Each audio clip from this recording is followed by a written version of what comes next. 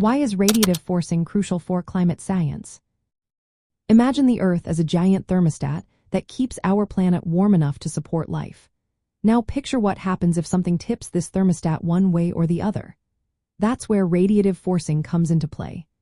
It's a way scientists measure how much the balance of energy entering and leaving our planet shifts.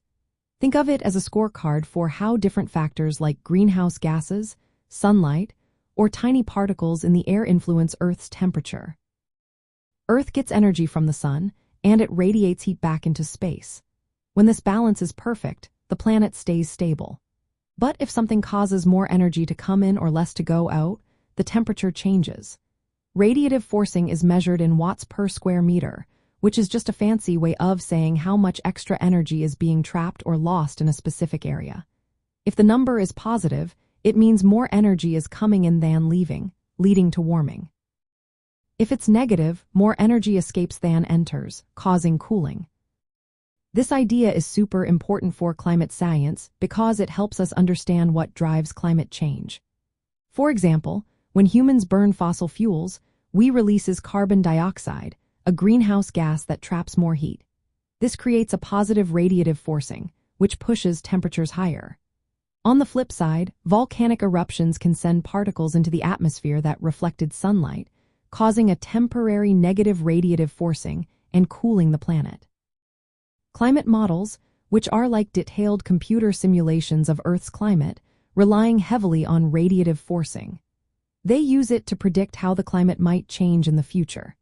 By knowing how much energy is being trapped or lost, these models can estimate future temperature rises and other climate impacts. It's like having a map that shows how different factors influence the overall climate picture. There are different types of radiative forcing used in research. Instantaneous radiative forcing measures the immediate change in energy flux at a specific level in the atmosphere. Stratospherically adjusted radiative forcing considers how the temperature in the upper atmosphere reacts after a change. Effective radiative forcing includes adjustments in both the upper and lower atmosphere, giving a more complete picture. Understanding radiative forcing helps explain why carbon dioxide has such a strong effect on warming. It also shows how aerosols and other particles can have different impacts. When human activities change the composition of the atmosphere, they create an energy imbalance that shifts Earth's climate. In essence, radiative forcing connects what we do to how the climate responds. It's a key tool for scientists to track past changes, understand current trends, and predict future climate scenarios. This understanding is vital for tackling environmental challenges and working toward a sustainable future.